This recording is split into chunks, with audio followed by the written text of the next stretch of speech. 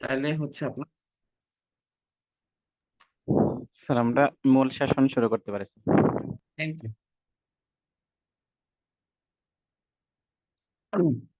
আসসালামু আলাইকুম। জেএস এর পক্ষ থেকে আপনাদের স্বাগতম। আজকে আমাদের মিড টার্ম এফসিপিএস সার্জারির যে জুলাই 24 সেশনের যে অস্কি কোশ্চিন যেগুলো আসছে, অসপি অ্যান্ড অস্কি, আসলে সেশনটা হলো অসপি অ্যান্ড অস্কি, সেই জিনিসগুলো নিয়ে আপনাদের সাথে একটু আলোচনা করবো। প্লাস অসপি অ্যান্ড অস্কির জন্য আপনাদের গাইডলাইনটা কিভাবে হবে, মানে আপনারা পড়াশোনা করবেন কিভাবে, সেই জিনিসটা সম্পর্কে এবং কোন কোন ম্যাটেরিয়ালস আপনাদের লাগবে সেই জিনিসগুলো আলোচনা করব। প্রথমে আমি পরিচয় দিই, আমি ডাক্তার ইফতেখার রসুল শিমুল, এফসিবিএস জেনারেল সার্জারিতে আছি রাজশাহী মেডিকেল কলেজ হসপিটালে, এবং এই 24 সেশনে আমি মিড টার্ম পাস করছি। ঠিক আছে, সো আমরা কথা না বাড়ায় আগাই।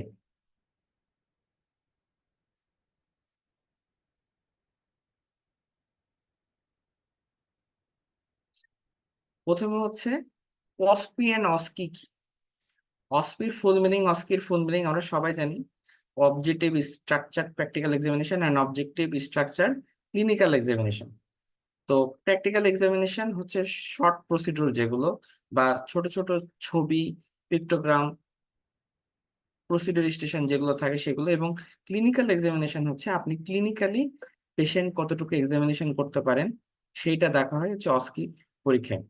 হোয়েন টু বি প্রিপেয়ার্ড, এই জিনিসটা আমি এখন আপনাদের আলোকপাত করতে চাই। একটা সময় ছিল যখন মানে 1-2 সেশন আগে, আহ, আপনাদের একটু ইন্টারাপ্ট করতেছে, আপনাদের যদি এর মধ্যে কোনো কোশ্চিন থেকে থাকে আমাকে অবশ্যই থামায় আমাকে জিজ্ঞাসা করবেন যে আমি এটা বুঝতে পারতেছি না বা এরকম, এটা কি হওয়া উচিত। ঠিক আছে, কোনো সংকোচ করবেন না। কখন থেকে আপনারা প্রিপারেশন নেবেন? প্রিপারেশন নেওয়ার সময় এটা যদি বলি, তাহলে গত 2-3 সেশন আগে এরকম সময় থাকতো যে রিটেন পাস করার পরে 1 মাস সময় থাকতো বা 15-20 দিন সময় থাকতো, তখন আসলে মানুষ অস্কির প্রিপারেশন হতো। কারণ রিটেনে টিকার একটা ব্যাপার আছে, রিটেনে যদি আপনি না টিকেন অস্কিতে বসতে পারবেন না। সো আপনি এরকম ভাবে নিত তখন, বইও কিন্তু মানুষ রিটেনের পরে।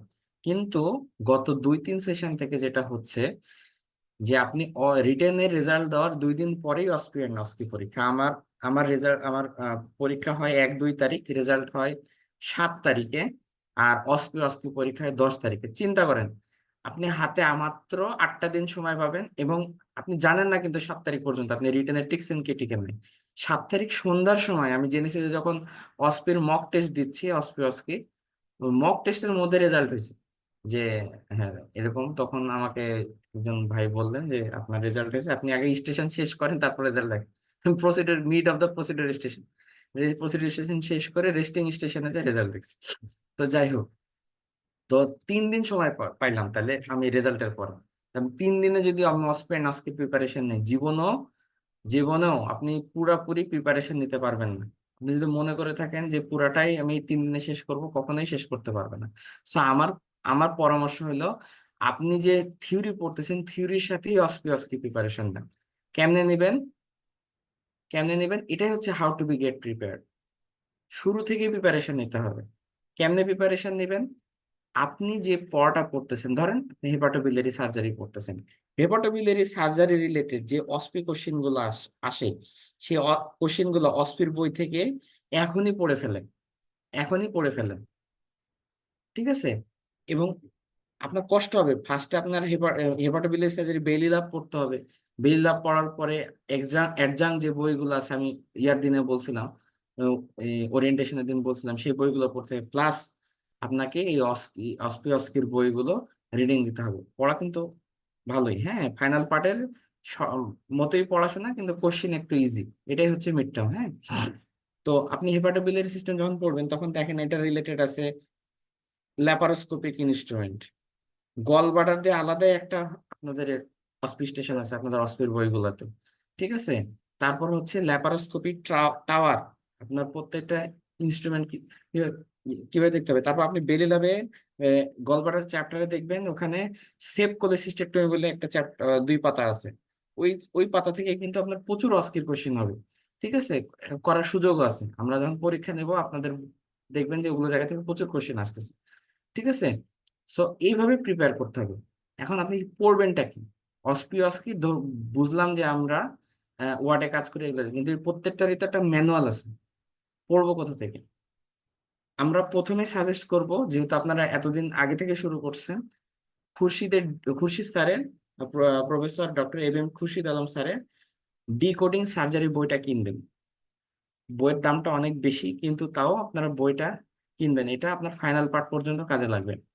তার সাথে জেনেসিসের অসপি অ্যান্ড অস্কি বইয়ে একটা বই আছে, এটা পরীক্ষার আগ দিয়ে আপনাকে কনসাইজ করতে হেল্প করবে, এই জিনিসটাও কাছে রাখবে। কিন্তু জেনেসিসের অসপি অ্যান্ড অস্কি বইয়ে কিছু ব্যতিক্রমী যে স্টেশন, যেমন ল্যাপারোস্কোপির ইনস্ট্রুমেন্ট, ল্যাপারোস্কোপির টাওয়ার, তারপর আরো কিছু কিছু মানে পোস্ট গ্রাজুয়েশনের জিনিসপত্র আছে, সেই জিনিসগুলো কিন্তু অ্যাবসেন্ট আছে। হ্যাঁ, সো আপনাকে এই বইটা এবং এই বইটাতে, ডিকোডিং সার্জারি বইটাতে মোর দ্যান এনাফ আপনার অস্পির জিনিসপত্রগুলো দেওয়া আছে। সো আপনি যখনই পড়তে বসবেন, তখনই আপনি দুইটা ভলিউম, এই বইয়ের দুইটা ভলিউম ডিকোডিং সার্জারি, দুই ভলিউমে ধরেন হেপাটোবিলিয়ারি সার্জারি পড়তেছেন, হেপাটোবিলিয়ারি সার্জারি রিলেটেড কি কি অস্পি অ্যান্ড অস্কি স্টেশন আছে দেখে একবারে চোখ বুলায় রাখবেন। আপনাকে মুখস্থ করার দরকার নেই, আপনি সিস্টেম গুলা দেখে রাখেন, বই একটা দাগ দিয়ে রাখেন, এটাই আপনার শেষ মুহূর্তে এসে আপনার কনফিডেন্স বাড়ায় দিবে। ঠিক আছে, আজকে খারাপ লাগবে, জিনিস মনে থাকবে না, অনেক কিছু হবে, খুব মানে লাস্টের দিকে কিন্তু খুব পেইন দিবে, যখন অস্পি অস্কির বইগুলো রেখে দিবেন, শেষে যা পড়া শুরু করবেন তখন খুব পেইন দিবে। ঠিক আছে, সো আপনি আগে থেকে পড়াটা শুরু করেন। আসেন, আচ্ছা, আসেন আমরা অস্পি শুরু করি। আচ্ছা, আমাদের অস্পি স্টেশন, প্রথমে আমাদের অস্পি পরীক্ষা হবে। অস্পি টোটাল স্টেশন থাকবে 10টা, প্রত্যেকটা স্টেশনের নাম্বার থাকবে 5 এবং সময় থাকবে কিন্তু 5 মিনিট। ঠিক আছে, এখানে লক্ষণীয় বিষয় যে কোশ্চিনের অ্যান্সার দীর্ঘায়িত করা যাবে না। আরেকটা ব্যাপার হচ্ছে, আপনাদের অসপি স্টেশনে আমি একটা কথা বলি, যে প্রত্যেক আপনাদের কিন্তু একটা কোনো খাতা দিবে না। ঠিক আছে, কোনো খাতা দিবে না আপনাদের লেখার জন্য।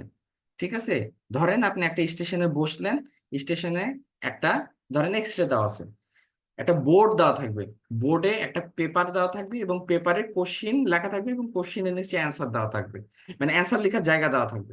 আপনারা ওই যে মানে বুয়েট অ্যাডমিশন টেস্ট বা ভার্সিটি অ্যাডমিশন টেস্ট যেগুলো রিটেন পরীক্ষা হয় সেরকম ইয়ার মতো, যে কোশ্চিন দেওয়া থাকবে এবং কোশ্চিনের নিচে অ্যান্সার লেখার জায়গা দেওয়া থাকবে, খুব ছোট ছোট জায়গা থাকে। তো এখানে ব্রড করে অ্যান্সার লেখার কোনো সুযোগ নেই, এবং অ্যান্সার কাটাকাটি করলে আপনি লেখার জায়গা শেষ হারায় ফেলবেন। সো লেখার আগে দেখে শুনে লিখতে হবে। মানে এমন না যে আপনাকে সাদা একটা পেজ দিয়ে দিবে, ব্যাপারটা এরকম না।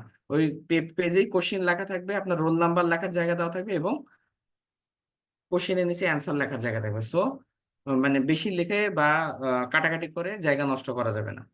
ঠিক আছে, আরেকটা ব্যাপার হচ্ছে সময়ানুবর্তিতা।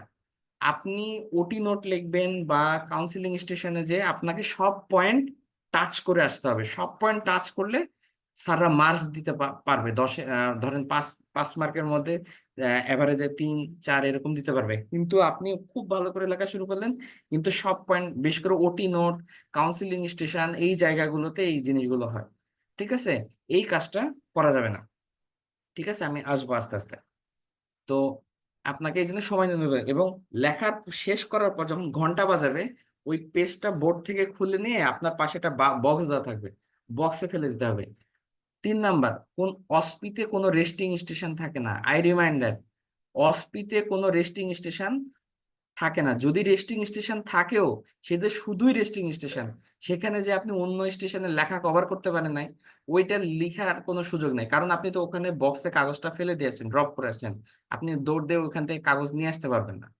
ঠিক আছে, আপনাকে রেস্ট দিলে ওই আমাদের ছিল না, ওই রেস্টিং স্টেশনে আপনাকে শুধুই বসে থাকতে হবে। ঠিক আছে, So, আমরা যে আগে যে এমবিএস লাইফে যে রেস্টিং স্টেশন পাইতাম, ওখানে বসে থেকে যে স্টেশনে লেখা হয় নাই সেটা লিখতাম, এইরকম কোনো সুযোগ নাই আর কি। আমার কথা কি বোঝা যাচ্ছে? আপনারা একজন আনমিউট হয়ে বলেন, আমার কথা কি বুঝতে পারতেছেন?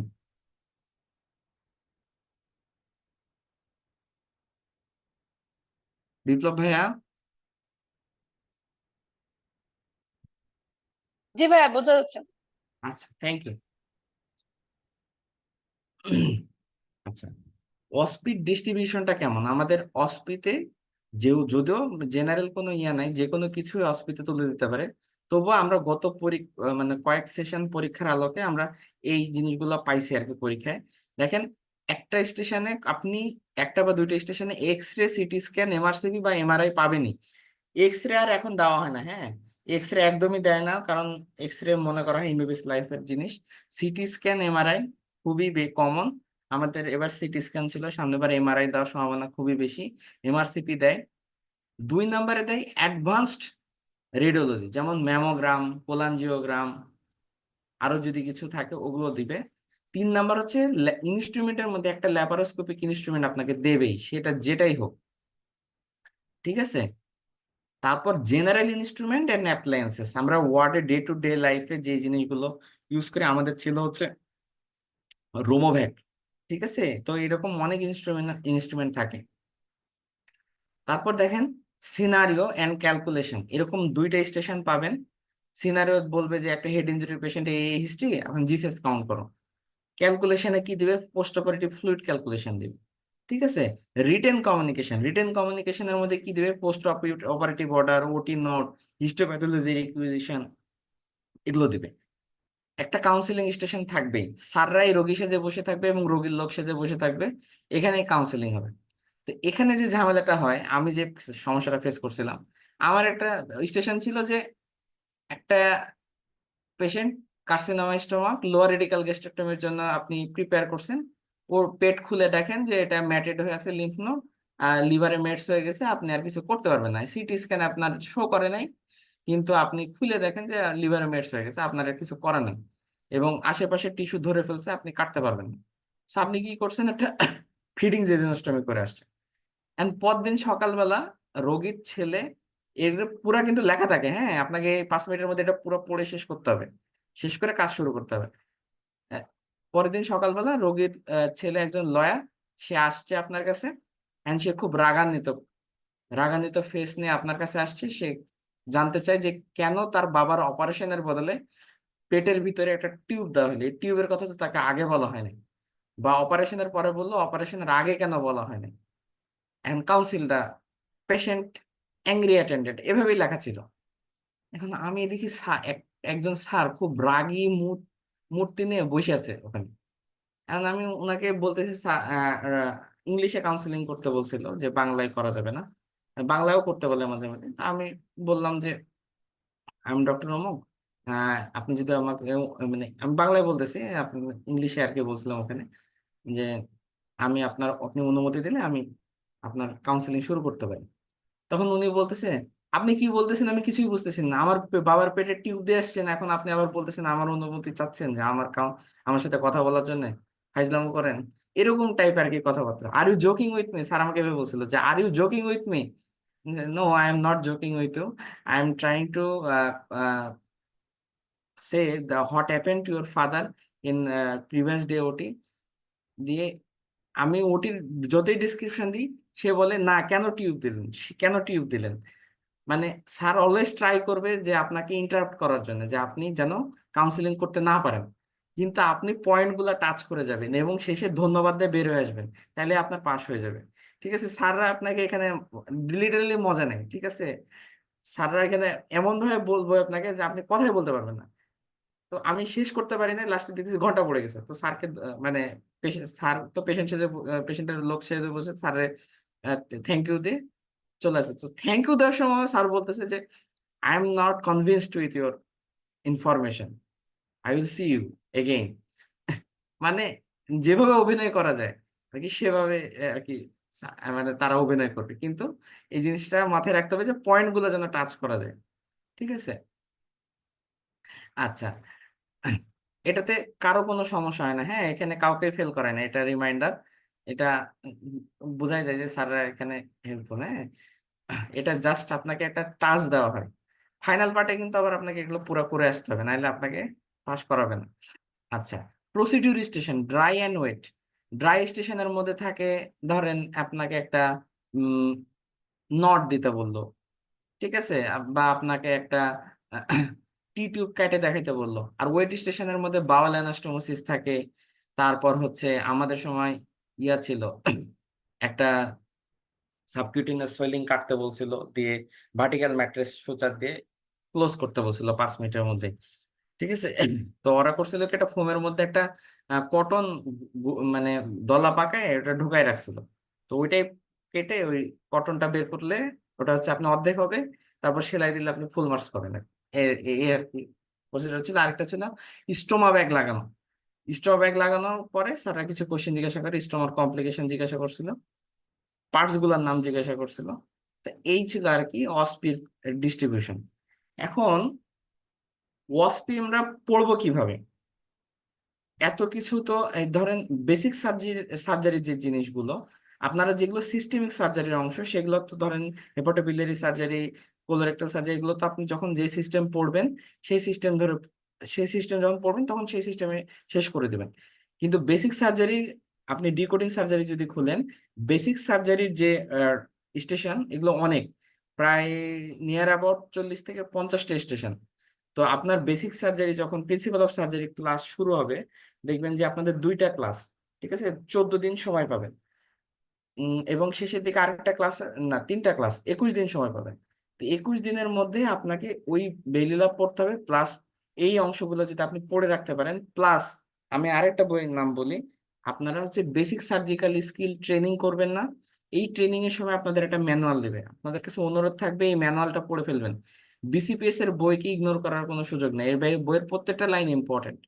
ঠিক আছে, বইটা খুবই চিকন, আপনারা 2 দিন যদি কষ্ট করে পড়েন শেষ হয়ে যাবে। ওই ট্রেনিং এর সময়ই পড়ে ফেলবেন, বইটা মুখস্থ করে ফেলবেন। ঠিক আছে, বাওয়েল অ্যানাস্টোমোসিস কিভাবে করতে হয়, ইউরিনারি ব্লাডার অ্যানাস্টোমোসিস করতে হয় কিভাবে, রিপেয়ার করতে হয় কিভাবে, তারপর ভেসেল রিপেয়ার করতে হয় কিভাবে, টেন্ডন ইনজুরি রিপেয়ার করতে হয়, সব দেওয়া আছে। ঠিক আছে, সব দেওয়া আছে, কিন্তু আপনাকে একবার করে চোখ যদি না বলেন, সিস্টেম যদি না জানেন, আপনারা সবই করছেন, সবই ওয়ার্ডে করেন, কিন্তু সিস্টেমেটিক উপায়ে যদি আপনি পরীক্ষার হলে দেখাতে না পারেন, আপনি মার্কস পাবেন না। কারণ ওখানে চেক লিস্ট থাকে, তো চেক, আপনি যেটা করবেন সেটা টিক দিবে, যেটা প্রসিডিউর করবেন সেটা টিক দিবে, তো ওটা যদি না মিলে তা আপনাকে আর মার্কস দিবে না। ঠিক আছে, সো আপনাকে এভাবে আগাইতে হবে। আসেন তাহলে আমরা অস্পির কোশ্চেন গুলা দেখি। প্রথম অস্পি স্টেশন। আচ্ছা, আমি অস্পি একটু আপনাদের একটু ডিফারেন্টলি নিব, আপনারা একটু বলবেন, হ্যাঁ, এই কোশ্চেনের অ্যান্সার গুলো, তারপর আমি আমার উত্তর দেখাবো। এমন না যে আপনাদের সব ঠিক হইতে হবে বা সব, আমার, আমি যখন পরীক্ষা দিচ্ছি আমার সব ঠিক হয় নাই, অনেকই ঠিক হয় নাই, তাও গ্রস পারার কারণে আল্লাহ পাশ করে দিয়েছে। তো পরীক্ষা এরকমই। সো আমরা একটু ট্রাই করি যে আসলে কেমন জিনিসটা দেখাচ্ছে। দেখেন, এটা একটা সিটি স্ক্যান দিছে, হ্যাঁ। আপনারা যদি বিসিপিএস যখন পরীক্ষা দিবেন, তখন এরকম একটা ছবি তো আপনার সামনে দেওয়াই থাকবে, একটা ল্যাপটপও দেওয়া থাকবে, ল্যাপটপে এরকম সুন্দর ছবি দেওয়া থাকবে, এত সুন্দর ছবি আপনি মানে দেখা মাত্রই ডায়াগনোসিস করতে পারবেন। ঠিক আছে, কারণ কাগজের ছবি, এই সিটি স্ক্যান আর ল্যাপটপের ছবি সম্পূর্ণ আলাদা। ঠিক আছে, 2 ছবি দেওয়া থাকে, ল্যাপটপ দেওয়া থাকবে। আসেন আমরা দেখি, এটা যে সিটি স্ক্যান অফ অ্যাবডোমেন, এটা জানা মানে বলার তো কোনো অবকাশ রাখে না। এখন ফাইন্ডিংস কি কি আছে বলেন তো, একজন ট্রাই করেন তো।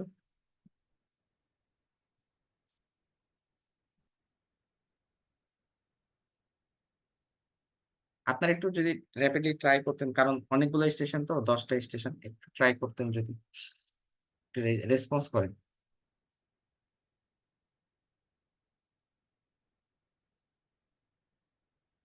কি কি ফাইন্ডিংস দেখতে পাচ্ছেন বলেন তো, বা কি কি, এটা তো একটা ট্রমার এক্সরে বোঝা যাচ্ছে, কি কি ট্রমা দেখতে পাচ্ছেন বলেন তো, এটুকু বলতে পারলেও হবে।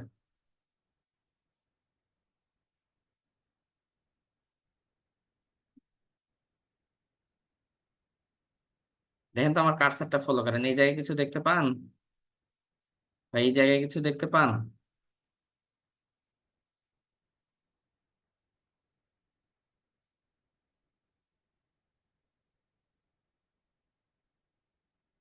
ভাইয়াপুরা, এখানে ফ্র্যাকচার লাইন দেখা যাচ্ছে না? এটা পেলভিক ফ্র্যাকচার আছে, হ্যাঁ। দেখেন, ব্লাডারের মধ্যে ব্লাড ঢুকে আছে, ব্লাডার আউটলাইনে যেখানে ব্লাডার ফুটা হয়ে গেছে। ঠিক আছে, এই যে ইনজুরিটা এই বরাবর ছিল, এই ব্লাডারটা ফুটা হয়ে গেছে। ঠিক আছে, আবার একটা খেয়াল করেন তো, এইখানে কিন্তু ল্যাসারেটেড ইনজুরি আছে, হ্যাঁ, এখানে ব্লাড জমে আছে। আচ্ছা, লিভারে দেখেন তো, রাইট লোবে ব্লাড আছে, লেফট লোবে ব্লাড আছে। ঠিক আছে,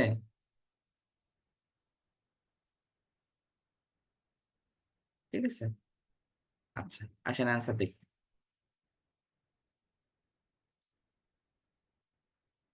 এটা হচ্ছে contrast CT scan of abdomen. কেন কন্ট্রাস্ট বললাম? এখানে কিন্তু কন্ট্রাস্ট দেখা যাচ্ছে না। কন্ট্রাস্ট দেখা যাচ্ছে? কন্ট্রাস্ট দেখা যাচ্ছে না। কিন্তু এটা কেন কন্ট্রাস্ট সিটি স্ক্যান? সবসময় মনে রাখবেন। হ্যাঁ, বলো, বলেন আপু। হাইলার শ্যাডো দেখা যাচ্ছে, আইভি কন্ট্রাস্ট যা তো। হ্যাঁ, আর kidney kidney IV IV contrast দেওয়া আছে, ঠিক আছে, কিন্তু ওরাল কন্ট্রাস্টটা কি দেখা যাচ্ছে? গার্ড তো ডেনাইট করা যাচ্ছে না, ওরাল হ্যাঁ, কন্ট্রাস্ট তো বোঝা যাচ্ছে না। হ্যাঁ, এটা এটা আপনি বুঝতে পারছেন, ভেরি গুড। কিন্তু আরেকটা ব্যাপার হচ্ছে, এই সিটি স্ক্যানের প্লেনটা কিন্তু কি প্লেন বলেন তো? এটা coronal plane, coronal view coronal দেওয়া। সেকশন। করোনাল সেকশন দেওয়া আছে। আপনার যদি এক্সিয়াল ভিউ না দেয়, আপনি কখনোই মানে দুইটা দুইটা ইয়া দিছে না, একটা কন্ট্রাস্ট দিছে, সেটা বলতে পারবেন না। বাট এই সিটি স্ক্যানটা দেখে আপনার কি বুঝতে পারতেছেন? এটা একটা ট্রমার সিটি স্ক্যান না? ট্রমার সিটি স্ক্যান অলওয়েজ কন্ট্রাস্ট হয়। ঠিক আছে, একটা পেশেন্টের যদি ট্রমার সিটি স্ক্যান দেয়, ধরেই নিতে হবে এটা কন্ট্রাস্ট ইনের সিটি স্ক্যান। আপনি সিটি স্ক্যান দেখেই যদি দেখতে পান যে এরকম সাদা সাদা দেখতে পাচ্ছেন, তার সাথে যেরকম ফ্র্যাকচার, ব্লিডিং এগুলো দেখতে পান, ধরেই নেবেন এটা কন্ট্রাস্ট সিটি স্ক্যান। ঠিক আছে, আচ্ছা, ওকে, ধন্যবাদ। আচ্ছা, এখন তাইলে আমার এটা হচ্ছে contrast CT scan of abdomen, coronal view showing lower thorax, abdomen and pelvis. ঠিক আছে, দেখেন ফাইন্ডিংস গুলো আমি এইভাবে লিখছি কারণ এখানে হাইপোডেন্স, হাইপারডেন্স এরিয়া দেওয়া থাকে এবং বিভিন্ন জিনিসের আউটলাইন দেখা যায়। সো আমরা সেটা দিয়েই এটা ডিমার্কেশন করবো, এবং আমার সাজেশন কি, মানে সেটা কি ধরনের ট্রমা বা কি ডায়াগনোসিস সেটা লিখছি। মাল্টিপল হাইপোটেন্স এরিয়াস আর shown in the right and left lobe suggesting liver trauma. আপনাদের দেখালাম একটু আগে।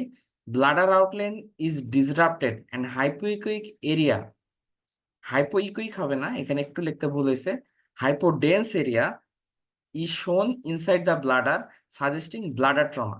আমি খুবই দুঃখিত, এখানে হাইপোডেন্স হবে, হাইপারডেন্স হবে না, হাইপোইকুইক হবে না, হাইপোডেন্স হবে। ঠিক আছে, outline of both side of pelvic bone is disrupted suggesting bilateral pelvic fracture।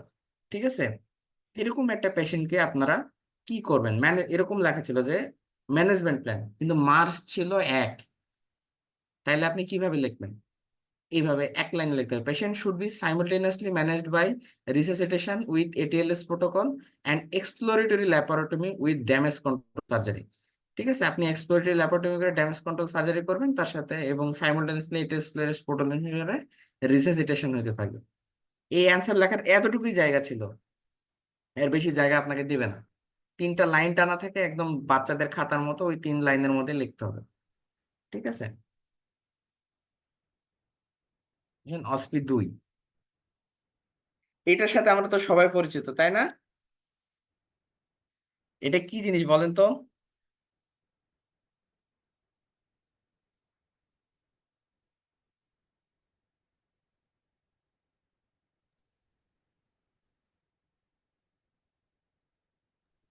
আমরা প্রত্যেক দিন ল্যাপারোস্কোপিতে এটা দেখি। না, এই মেশিন তো ঠিক আছে, কিন্তু এটা কি জিনিস? এটা আলাদা একটা নাম আছে। এটাতে কি করা হয়?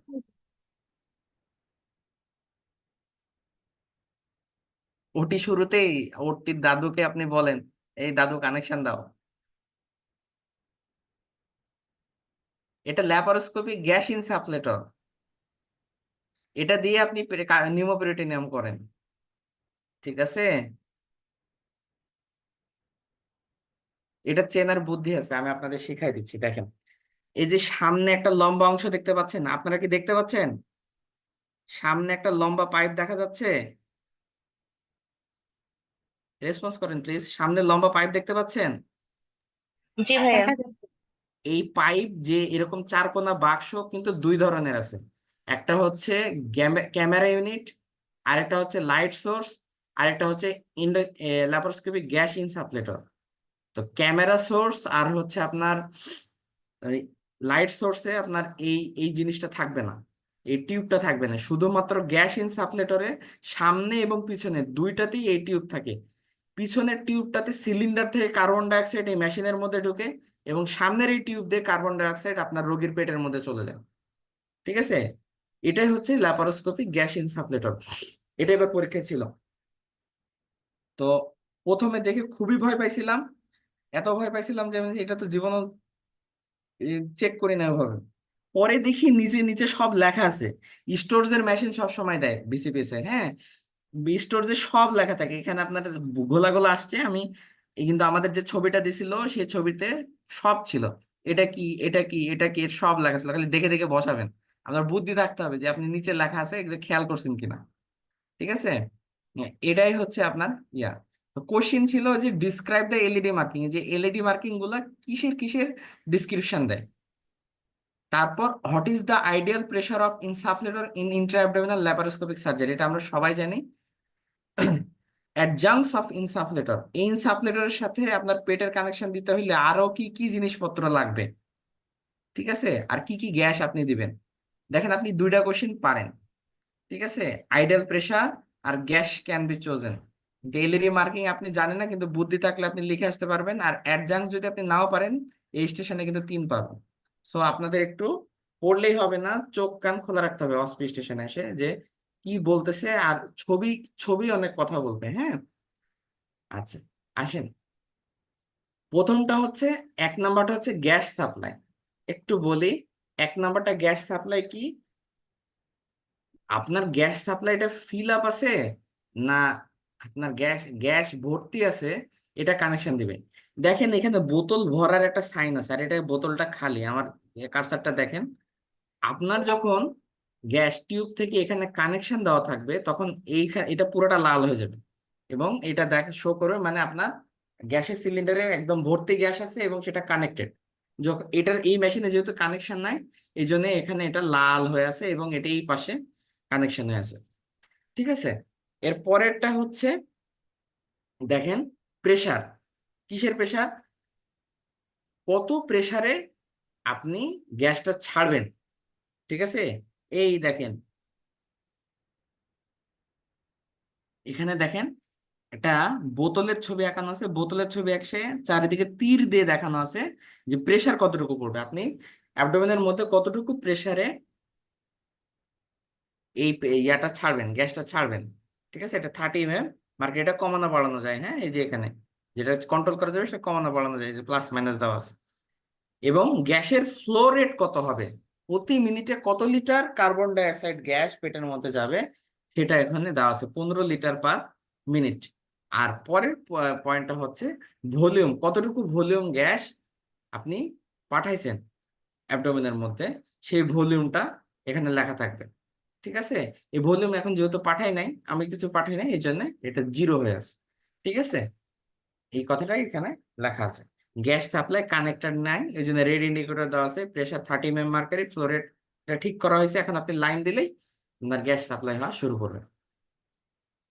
এখন দেখেন, আপনি একটা ideal pressure for Intra abdominal laparoscopic surgery is 12 mm mercury, average 10 to 15 mm mercury. যে 30 mm মার্কারি লেখা আছে, এটা কমায় আপনাকে 10 থেকে 15 বা অ্যাভারেজ 12 mm মার্কারিতে নিয়ে আসতে হবে, ঠিক আছে। আপনার হার্নিয়া অপারেশনে কিন্তু আরো কম, টেপ যদি করেন, ট্রান্স টোটাল এক্সট্রাপেরিটোনিয়াল প্রিপেরিটোনিয়াল সার্জারি যদি করেন, তাহলে এই ক্ষেত্রে আবার 5-এর নিচে নেমে আসবে, ঠিক আছে, সেটা আলাদা হিসাব, ওগুলো আসবে না। এখন দেখেন অ্যাডজাংস কি কি ইউজ করবেন। প্রথম কথা হলো একটা গ্যাস সিলিন্ডার লাগবে, গ্যাস সিলিন্ডার থেকে গ্যাস টিউব দিয়ে সেই গ্যাসটা আপনার ইনসাফলেটরের মধ্যে ঢুকবে। এই ইনসাফলেটর থেকে গ্যাস একটা পাইপের মাধ্যমে আপনার পেটের মধ্যে ঢুকবে, এটা হচ্ছে ফিজিক্স। মাঝখানে একটা এই ফিল্টার দেওয়া হয়, আপনি যে গ্যাস সিলিন্ডার থেকে যে গ্যাস দিবেন, সেই গ্যাসটা তো ইনসাফলেটর হয়ে পেটের মধ্যে যাবে। তো এই গ্যাসের মধ্যে মাইক্রো ইয়া থাকতে পারে না, মাইক্রো অর্গানিজম থাকতে পারে না, অবশ্যই পারে, এয়ার এয়ার থাকতে পারে। সেই জিনিসটা ফিল্টার করার জন্য এখানে একটা ফিল্টার এবং ভালভ থাকে, এবং এই গ্যাসটা যেন পেট থেকে ব্যাকফ্লো হয়ে মানে পুনরায় সিলিন্ডারে ফেরত না আসতে পারে, এই জন্য একটা একমুখী ভালভ থাকে, ওয়ান ওয়ে ভালভ থাকে, ঠিক আছে। সো এই জিনিসটা যদি আপনারা একদিন ওটিতে যে একটা দিন যদি খেয়াল করেন, আর কোনোদিন ভুল হবে না ইনশাল্লাহ, ঠিক আছে। কালকে বা পরশু যে যেই দিনে আপনার ওটি থাকুক, আপনারা যে আগে ওটি ওয়াশ নিয়ে দরকার হলে দাঁড়াবেন না, বলবেন স্যার আমি আগে মেশিন দেখবো, ঠিক আছে, আমি মিড টার্ম পরীক্ষার্থী, আমার মেশিন দেখা খুব ইম্পর্টেন্ট, আমি মেশিন দেখবো। একটা একটা করে দরকার হলে সবাই মিলে মেশিনের পার্টস গুলো খুলে দেখবেন যে কোনটা কি, ঠিক আছে? কি কি গ্যাস ইউজ করতে পারি? Carbon dioxide, helium and other halogen gas যেগুলো আছে আমরা এটা ইউজ করতে পারি, আমরা সবাই জানি এটা। আচ্ছা, অসপিস্টেশন 3 দেখেন, write an OT note of right hemicolectomy due to carcinoma caecum. আচ্ছা, আমরা সচরাচর ওটি নোটে কি করি, যে খালি name of the operation, indication of the operation, type of anaesthesia, name of the surgeon, name of anaesthetist, আর ইম্পর্টেন্ট কিছু ফাইন্ডিং থাকলে, যেমন অ্যাডিশন থাকলে সেই জিনিসগুলো একটু ফাইন্ডিংস নোট করে রাখি, শেষ ওটি নোট। কিন্তু ব্যাপারটা এরকম না, ওটি নোট অনেক বড়, হ্যাঁ, এই এটা পুরোটাই লিখতে হয়।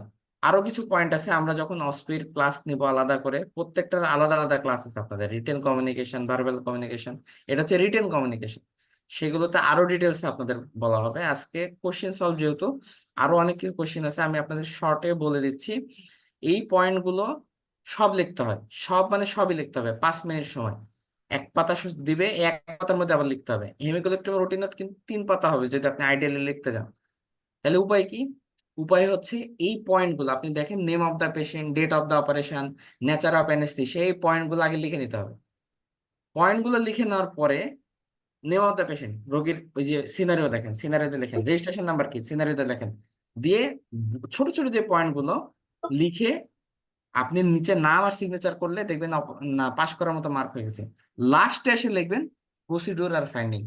এই সাহিত্য লিখতে যায়, প্রসিডিউর আর ফাইন্ডিং লিখতে যায়, যদি আপনি পয়েন্ট মিস করেন তাহলে কিন্তু নাম্বার কমে যাবে। ঠিক আছে? সো এটা হচ্ছে একটা চরম বুদ্ধি, যে আপনি কোনোদিনই ফাইন্ডিংস প্রসিডিউর লিখে শেষ করতে পারবেন না। সো ওই সবগুলো লিখে আসার পর ভাই যতটুকু পারেন ফাইন্ডিংস আর প্রসিডিউর লিখবেন আর কি। ডান ঠিক দিক আছে? দিয়ে যাও, নিমতলা পার হয়ে ওই পাশে। নাইন তেল বললো কিন্তু নিচ্ছে আমাকে, ডান দিক দিয়ে যাও, ডান দিক দিয়ে পাশে নাও।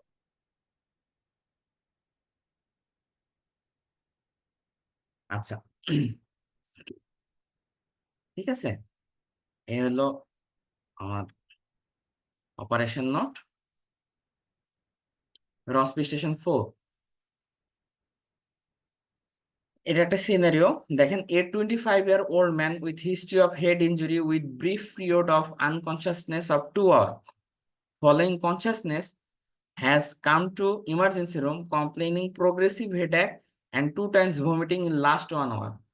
He has responded by opening eye with verbal command with slurred speech and localization of pain. নিচে দেখেন আপনার 3টা জিসিএস এর আই ওপেনিং, ভার্বাল, তারপর হচ্ছে স্পিচ আর হচ্ছে মুভমেন্ট, এই 3টাই কিন্তু দিয়ে দিছে। হ্যাঁ, এখন প্রথম কোশ্চেন হচ্ছে জিসিএস কত পেশেন্টের।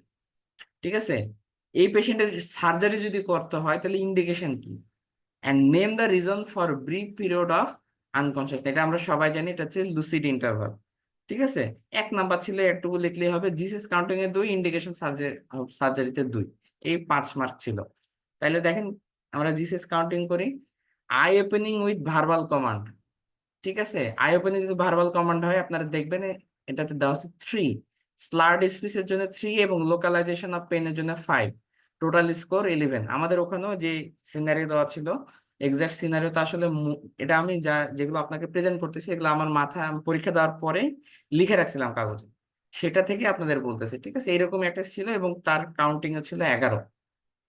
আর ইন্ডিকেশন অফ সার্জারি এটা হচ্ছে 2টা, এই সিনারিও থেকে 2টা। আপনি বেরিলাভ খুলে দেখবেন ইন্ডিকেশন অফ সার্জারি একটা বক্স আছে, কিন্তু এই সিনারিও অনুসারে ইন্ডিকেশন অফ সার্জারি 2টা। একটা হচ্ছে প্রোগ্রেসিভ হেডেক, তার মানে তার ভিতরে কোনো হেমাটোমা আছে সেটা বড় হচ্ছে, এবং 2 টাইমস ভমিটিং, তার মানে নিউরোলজিক্যাল ডিফিসিট হচ্ছে, তার মানে তার ইক্সলের ফিচার দেখা দিচ্ছে, তার মানে ভিতরে কিছু ডেভেলপ করতেছে, যার জন্য এটা সার্জারি লাগবে। আরে 3 নাম্বার অ্যান্সার হচ্ছে লুসিড ইন্টারভাল।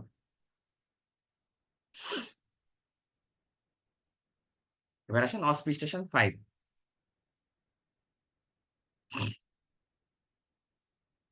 এটা তো আমরা সবাই ইউজ করি, তাই না? এটার নাম কি বলেন তো একজন? Romovac suction brain.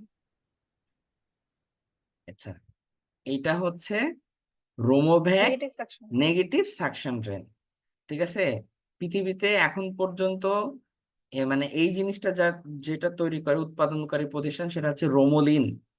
ঠিক আছে, এটার নাম হচ্ছে রোমোলিন রোমোভ্যাক নেগেটিভ সাকশন ড্রেন বা রোমোভ্যাক নেগেটিভ সাকশন ড্রেনও এটা বলতে পারেন। ঠিক আছে, এইটার আইডিয়াল নাম কি, মানে এটা কি মেকানিজমে কাজ করে বলেন তো? না, এটা বেলি ল্যাবে এটাই দেওয়া আছে, কিন্তু কিভাবে দেওয়া আছে? Negative pressure wound therapy. হ্যাঁ, আমরা আরেকটা জিনিস আপনাদের বলে রাখি, ভ্যাক বলে পৃথিবীতে কোনো কিছু আর এখন এক্সিস্ট করে না। ভ্যাকুয়াম অ্যাসিস্টেড ক্লোজার পৃথিবীতে এক্সিস্ট করে না। ভ্যাকের নতুন নাম নেগেটিভ প্রেসার ওন থেরাপি। ঠিক আছে, বেলি ল্যাবে কিন্তু ভ্যাক বলে আর কিছু টার্ম নাই, সব এখন নেগেটিভ প্রেসার ওন থেরাপি। ঠিক আছে, তো এখন এখানে আসবে যে এই ডিভাইস তো আমরা সবাই ইউজ করছি, কিন্তু কিভাবে কাজ করে, এটা কিভাবে ইনফেকশন প্রিভেন্ট করে, এবং name 4 operation where it is used. তিনটা আপনি লিখতে পারবেন, এই 4টা অপারেশনে লিখতে যাই দেখবেন যে ঘাম ছুটে যাচ্ছে। আমরা নর্মালি কি ব্রেস্টে আর আম্বিলিকাল হার্নিয়া ছাড়া জেনারেল সার্জনরা খুব কমই এই রোমোভ্যাক ইউজ করি, ঠিক না, ঠিক কি না? বা যেখানে আমাদের প্রেসার সোর আছে, কিন্তু প্রেসার সোরে যে আমরা ভ্যাক দিই সেই ভ্যাকটা তো আলাদা, সেই ভ্যাক তো মিটারড ভ্যাক, একটা মেশিন দেওয়া থাকে। আর কি জানেন আর কোন কোন অপারেশনে এই জিনিস ইউজ হয় এই দুইটা ছাড়া? Thyroid surgery. থাইরয়েড সার্জারিতে এই ভ্যাক ইউজ করতে দেখছেন কি আপনারা? হ্যাঁ, পাইলোনিডাল সাইনাসে যখন রম্বয়েড ফ্ল্যাপ করা হয় তখন এটা দেয়। হ্যাঁ, এটা দিতে পারবেন, রমডয়েড ফ্ল্যাপ। খুব কমন একটা সার্জারিতে এটা ইউজ হয়। আপনারা জানেন কিনা, বেইলি ল্যাবে খুব সুন্দর করে ছবি দেওয়া আছে, জেনারেল সার্জনদের যেটা একদম মানে প্রতিদিন মানে আমাদের ট্রেনি লাইফ থেকে অপারেশন করতে হয়। আচ্ছা, আপনারা আরেকটা জিনিস বলেন, ব্রেস্ট অ্যাবসেস এর ম্যানেজমেন্ট কি বলেন তো?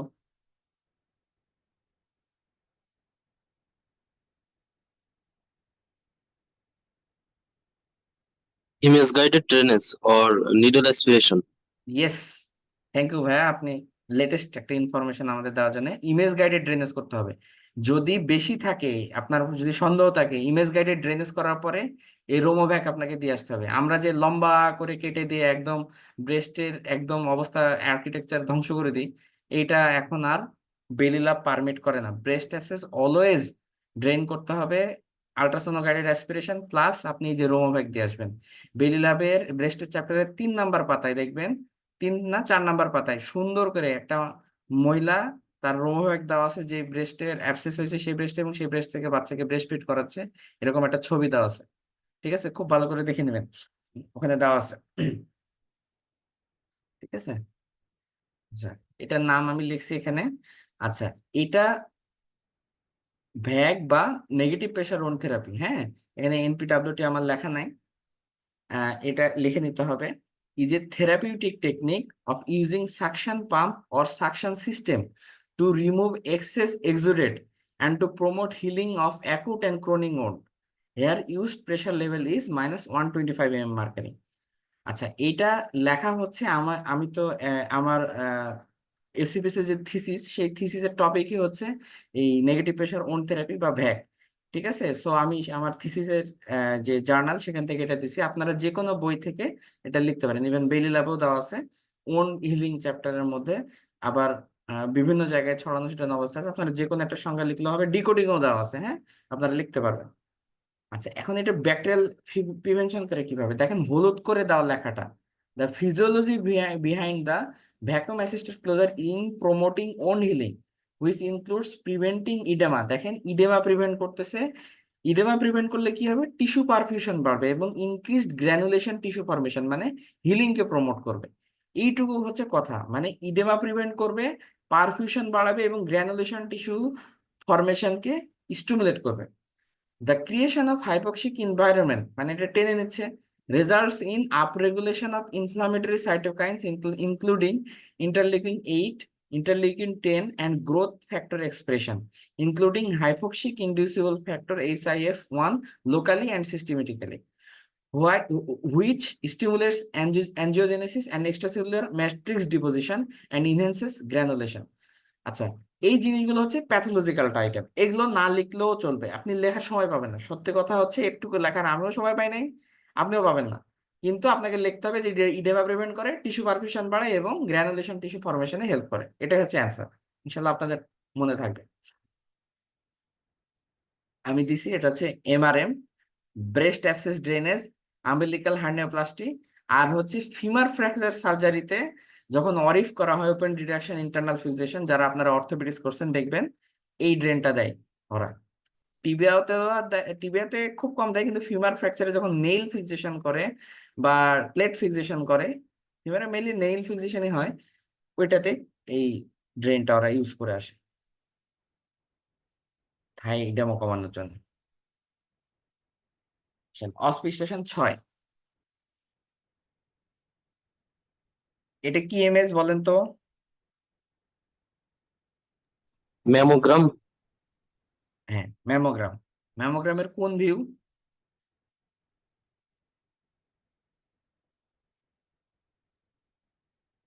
দেখেন তো। Lateral. হ্যাঁ, এই তো ভাই ধরতে পারছেন, কেন বলেন তো, বলতে পারবেন?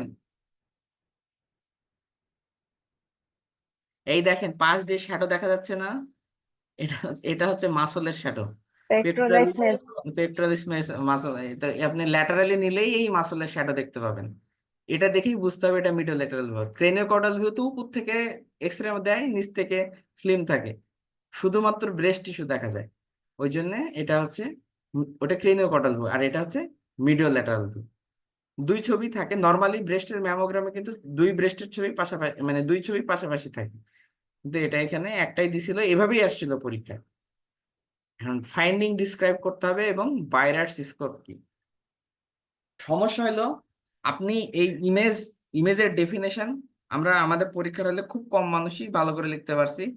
ভিউটা লিখতে পারছিলাম, ডিসক্রাইব দ্য ফাইন্ডিংস এ যে ঝামেলাটা হয়েছিল আমাদের। দেখেন আপনারা যদি নেটে সার্চ দেন দেখবেন যে নর্মাল ব্রেস্টের ম্যামোগ্রাম আর এইরকম যেটা স্ক্যাটার্ড টিউমার বা হাইলি প্রোগ্রেসিভ টিউমার, তার মানে ম্যামোগ্রামটাই প্রায় কাছাকাছি, ঠিক আছে। কিন্তু যেগুলো একদম সুন্দর ফাইবার অ্যাডেনোমা বা নর্মালি যেগুলো বিনাইন লেশন, তাদের সুন্দর একটা ডিমার্কেটিং লাইন থাকে, একটা ছোট্ট কয়েনের মতো সাদা হয়ে থাকে।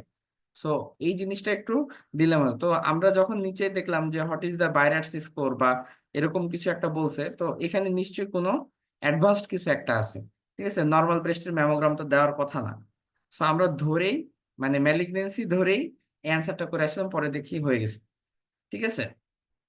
আসেন, দিস ইজ এ ম্যামোগ্রাম। ম্যামোগ্রামের সংজ্ঞা হচ্ছে, ম্যামোগ্রাম হচ্ছে low voltage high amperage soft tissue X-ray.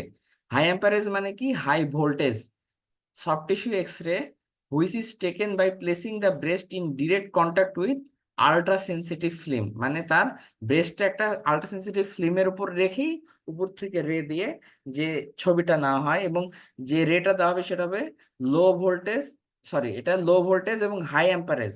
High amperage মানে, সরি হাই অ্যাম্পারেজ মানে আমি ভোল্টেজ বলছি। হাই অ্যাম্পারেজ মানে হচ্ছে ছড়ায় যাওয়ার ক্ষমতা। লো ভোল্টেজের এক্সরে দিবে, কিন্তু এটা অনেক দূর সারফেস এরিয়া কভার করবে, এই জন্য এটাকে বলা হয় high amperage soft tissue X-ray. আপনারা যদি যারা আলট্রা করছেন, যদি করে থাকেন, আলট্রাতে দুই ধরনের প্রোব থাকে, একটা হচ্ছে লো রেজুলেশন, একটা হচ্ছে হাই রেজুলেশন। হাই রেজুলেশনের হয় কি, ওর হচ্ছে আহ, আমার ওয়েভ লেন্থ কম থাকে, কিন্তু মানে ইয়া বেশি থাকে, মানে সারফেস এরিয়া অনেক বেশি থাকে। ম্যামোগ্রামের এরকম লো ভোল্টেজ মানে এর সারফেস এরিয়া অনেক বেশি, এই জন্য অনেক দূর পর্যন্ত এটা কাভার করতে পারে। সো এটা হচ্ছে কি ভিউ? মিডিও lateral view. এই সংজ্ঞাটা নিছি আমি হচ্ছে ডিকোডিং সার্জারি থেকে, ঠিক আছে। ডিকোডিং সার্জারির ম্যামোগ্রামের 5 থেকে 7 পাতার একটা বিশাল বর্ণনা আছে। সব পড়তে না পারলেও অন্তত কোশ্চেন গুলোর অ্যান্সার অল্প অল্প করে 1-2 লাইনে আপনারা শিখে রাখবেন, ওখান থেকেই নেওয়া। হ্যাঁ, এই যে রাইট ডাউন দ্য ফাইন্ডিং, ওখানেও যে একটা ম্যামোগ্রাম দেওয়া আছে সেটাই আমি এখানে তুলে দিছি। দেখেন, a radio dense lesion solid mass and spiculation in right breast. এখানে আর কোন ব্রেস্ট সেটা লেখা যেহেতু বোঝা যাচ্ছে না, কারণ মিডল ল্যাটারাল ভিউ নাই। সো আমরা লিখবো যে একটা সলিড মাস এবং তার সাথে অনেকগুলো স্পিকুলেশন আছে। লং টেন্টিকলস আর এক্সটেন্ডিং ফ্রম সলিড মাস, ওই একই জিনিস লিখছে, একই কথা। Some scattered group of calcification, দেখেন scattered calcification, scattered calcification, scattered calcification, এটা তো central calcification. Parenchymal distortion is present. Parenchymal distortion এখানে দেখেন একটা জিনিস, নিপুল ইনভার্সন আছে, কিন্তু খেয়াল করেন নরমালি নিপুল কিন্তু এরকম ইনভার্ট, এই ইনভার্টেড হওয়ার কথা, এটা নিপুল ইনভার্টেড হয়ে ভিতরে ঢুকে গেছে, তার মানে এখানে আরেকটা সাইন, এটা nipple inversion is the sign of advanced malignancy. ঠিক আছে, ঠিক আছে। Lesion has got indistinct irregular margin, দেখেন ইরেগুলার মার্জিন, কিন্তু ইরেগুলার মার্জিন। ঠিক আছে, স্কিন অ্যান্ড নিপুল রিট্রাকশন, এখানে স্কিন বোঝা যাচ্ছে না, কিন্তু আমরা নিপুল রিট্রাকশন লিখতে পারি। Surrounding tissue architectural distortion is present. No axillary lymphadenopathy, এটা এখানে বোঝা যাবে না। আপনি এখানে কেমনে এখানে এক্সিলারি তো দেখা যাচ্ছে না, এক্সিলারি লিম্ফেডেনোপ্যাথি বলতে পারবেন না। ঠিক আছে, আপনার আরো কিছু জিনিস লাগবে। সো আপনি এই এই লং রেডিও ডেন্স লেশন, এটা scattered group calcification, parenchymal distortion, skin and nipple retraction. ঠিক আছে, এই কটা লিখলে এনাফ। এটা BIRADS score 5, highly suspicious to malignancy. এটা কোত্থেকে পাইলাম? দেখবেন যে ব্রেস্টের চ্যাপ্টারে 3 নাম্বার পাতায় বাইরাস স্কোরিং এ একটা চার্ট দেওয়া আছে, এটা পড়ে ফেলতে হবে। ঠিক আছে, এটা কোশ্চেন আসবে কিন্তু। এবার আসছিল molecular classification of breast cancer রিটেনে, এ ভবিষ্যতে বাইরাস স্কোরের ছকটাও তুলে দিতে পারে। ঠিক আছে, এই যে আমি তুলে দিছি এখানে, হ্যাঁ, এই যে দেখেন। ঠিক আছে, ওই পাতাতেই আছে। হ্যাঁ, আমি এটা আসলে পড়ার কিছু নাই, এটা দেখতে হবে, মুখস্থ করে ফেলতে হবে সহজ ভাষা। অসপিস্টেশন 7, a patient a patient was diagnosed as carcinoma rectum. APER was performed. At second period, his urinary output is 1200 ml in last 24 hours. NG tube collection 300 ml in 24 hours, and drain tube collection 200 ml in 24 hours. Sodium level is 120 millimole per liter. Potassium level is 2.5 millimole per liter, and patient weight is 70 kg. সব ইনফরমেশনই কিন্তু আপনাকে দিয়ে দিয়েছে, খালি just আপনাকে calculate করতে হবে। Rule of post operative fluid calculation, কতটুকু ফ্লুইড লাগবে, আর what are the rules of electrolyte correction. একদম সহজ স্টেশন, আপনারা সবাই ক্যালকুলেট করতে পারেন, জাস্ট খালি রুলস গুলো আপনাদের মনে করায় দেওয়া। দেখেন, methods of post operative fluid calculation হচ্ছে, পোস্ট অফ ফ্লুইড হবে প্রিভিয়াস ডে লস যতটুকু, অনগোয়িং লস যতটুকু, এবং ডেইলি রিকোয়ারমেন্ট যতটুকু। প্রিভিয়াস ডে লস আপনার যেটা বেড়ে যাবে, অনগোয়িং লস যদি পেশেন্টের কোনো অনগোয়িং লস থাকে, দেখা যাচ্ছে পেশেন্ট ব্লিডিং হচ্ছে বা পেশেন্টের অনগোয়িং কোনো প্রবলেম হচ্ছে, সেটা plus daily requirement. Previous day loss কত আমাদের এখানে? 1200, 300 এবং 200। 1200 ইউরিন আউটপুট, 300 এনজি, 200 হচ্ছে সরি 300 হচ্ছে এনজি টিউব, আর 200 হচ্ছে drain tube collection. Total 1700। Ongoing loss আমার নাই। ডেইলি রিকোয়ারমেন্ট হচ্ছে 40 milligram per KG body weight. আমরা নর্মালি 35 থেকে 40 ধরে হিসাব করছি, আপনি যদি অন্য কিছু দিয়ে 35 ধরে হিসাব করেন কোনো সমস্যা নাই। সবসময় মাথায় রাখবেন, আপনার কিন্তু ওখানকার যে অ্যান্সার শিট ওটার সাথে হুবহু মিলতে হবে এমন কিছু না। আপনি থিওরিটিক্যালি ঠিক আছেন কিনা এটা সারা পরীক্ষার খাতায় দেখবেন। টোটাল 4500, 4.5 লিটার ফ্লুইড লাগবে। আমরা কি 4.5 লিটার ফ্লুইড দেই না, পেশেন্টকে একটা নেগেটিভ ব্যালেন্সে ফ্লুইড দেওয়া হয়, 2.5 থেকে 3 লিটার ফ্লুইড দেওয়া হয়। এটারও কারণ আছে, কারণ কি বলতে পারবেন? ADAs রিলিজ হয়। ইয়েস, এডিএস রিলিজ হয়, প্লাস পেশেন্টকে নেগেটিভ ব্যালেন্সে দেওয়া হয় যাতে পেশেন্টের ইসকিমিক রিপারফিউশন সিনড্রোম প্রিভেন্ট করা যায়। কেন হয়? আমরা এইরকম যে পেশেন্ট গুলো আমরা ইমার্জেন্সিতে অপারেশন করি, দেখেন একটা সিগময়েড ভলভুলাস গতদিন আমি করে আসছি, সেই পেশেন্টকে যদি আপনি এখন সব 4.5 লিটার ফ্লুইড দিয়ে দেন, তাহলে কি হবে? তার যে টক্সিক ফ্লুইড গুলো আপনার সাবস্টেন্স গুলো বডিতে আছে, ওটা তো আরো বেশি সার্কুলেট করবে। সেই জন্য সবসময় একটু নেগেটিভ ব্যালেন্সে দিয়ে রাখা হয়। এবং ভাইয়া যেটা বলো এক্সট্রিমলি ইম্পর্টেন্ট, 1 নাম্বারে লিখতে হবে, এডিএস কিছুটা রিলিজ হয়, এডিএস নিজেই পানি টানে। ঠিক আছে, আপনি যদি আবার পানি বাড়াই দেন তাহলে ফ্লুইড ওভারলোড হয়ে যাবে। আচ্ছা, rule of sodium and potassium correction, এটা হচ্ছে রুল অফ সোডিয়াম কারেকশন হচ্ছে আপনার বেজাল রিকোয়ারমেন্ট, এটা হচ্ছে 1 মিলিমোল পার কেজি বডি ওয়েট, তার সাথে ডিফিসিট আপনি যেটা আছে সেটার সাথে 0.6 ইন্টু বডি ওয়েট গুণ করলেই আপনার সোডিয়াম কারেকশন হয়ে যাবে। ওই পরিমাণ সোডিয়াম আপনাকে দিতে হবে। পটাশিয়ামও সেম, বেজাল রিকোয়ারমেন্ট হচ্ছে 1 মিলিমোল পার কেজি বডি ওয়েট, তার সাথে 0.4 ইন্টু ডিফিসিট ইন্টু ওয়েট। সবসময় মনে রাখবেন, সোডিয়ামের জন্য 0.6, পটাশিয়ামের জন্য 0.4। ঠিক আছে, এটুকু মনে রাখলেই হবে। অসপিসিয়েশন 8, এই যে inoperable carcinomastoma cooperated with feeding geniostomy for palliation. Now counsel the anxious patient's son who is a lawyer. ঠিক আছে, আপনাদের শুরুতেই বলছিলাম যে এরকম একটা সিনারিও থাকে। তো এরকম একটা সিনারিও মানে যেটা কাউন্সিল করবেন, সে কাউন্সিলিং এর কিছু পয়েন্ট আছে। এই পয়েন্টগুলো আপনাকে বলছিলাম যে পয়েন্টগুলো টাচ করতে হবে। এই হচ্ছে সেই পয়েন্ট। এটা হচ্ছে আপনার ডিকোডিং সার্জারিতে খুবই ভালো করে দেওয়া আছে। এর থেকে ভালো আর কোনো বই লেখা নেই, নাইও, বইও নাই। ঠিক আছে, এত সুন্দর করে কোথাও লেখা নাই। এটা লেখা আছে লিড টু রিজন। প্রথম হচ্ছে লিড ইন। ধরেন আপনাকে প্রথমে আমি যে আমার পরিচয় দিতে হবে, I am Dr. Iftekhar Rasool. I am a midterm examinee and your attending doctor. From now on, the speech between you and me is will be private, and our colleagues will only know for the treatment purpose only. So can we start our conversation, please, regarding the diagnosis and treatment of your patient, of our patient? এইভাবে সে যখন অনুমতি দিবে তখন পেশেন্টকে explore করার সক্ষমতা দিতে, মানে সুযোগ দিতে হবে। সে কতটুকু জানে, আপনি আপনার রোগীর রোগ সম্পর্কে কতটুকু জানেন। ঠিক আছে, how much you know about your patient. ঠিক আছে, সে কতটুকু জানে, সে তখন বলবে আমি জানি আমার রোগীর এই সেই, অনেক গান দিবে, গান গাওয়ারও সুযোগ দিতে হবে। আবার সময়েরও খেয়াল রাখতে হবে যে আপনার কত সময় চলে যাচ্ছে না। তখন আপনি এরকম okay okay, let's see what can we do. ঠিক আছে, তারপর আপনাকে বলতে হবে ডায়াগনোসিস, আপনার রোগের ডায়াগনোসিসটা বলতে হবে। এই ক্ষেত্রে আপনি যেমন বলবেন, স্পেসিফিক ডায়াগনোসিস বলা যাবে না, আপনার গদ একটা ডায়াগনোসিস বলতে হবে। যেমন আপনার পেশেন্টের কার্সিনোমা স্টমাক হয়েছে গ্রেড 3, তাহলে আপনি বলবেন আপনার রোগীর পাকস্থলীতে বা খাদ্যনালীতে ক্যান্সার হয়েছে। আপনার গ্রেড বলবেন পরের স্টেজে এসে। ঠিক আছে, এটা বলার পরে তাকে কিছু সুযোগ দিতে হবে যে সে কতটুকু কথা বলতেছে বা সে ভেঙে পড়ছে কিনা। একটা মানুষ ক্যান্সার জানার পরে তো অনেক রিয়াকশন শো করে, তাকে সেই রিয়াকশনেরও সুযোগ দিতে হবে। ঠিক আছে, এটা 2 থেকে 3 সেকেন্ড ওয়েট করে আপনি বলবেন, যেহেতু আপনার পেশেন্টের ক্যান্সারটা রিমুভ করা সম্ভব না বা আপনার ক্যান্সারটা অ্যাডভান্স স্টেজে চলে গেছে, আমরা এই ক্যান্সারটা আর অপারেশন না করে আমরা বাইপাস করে দিব বা ফিডিং জেনেস্টমি করে দিব।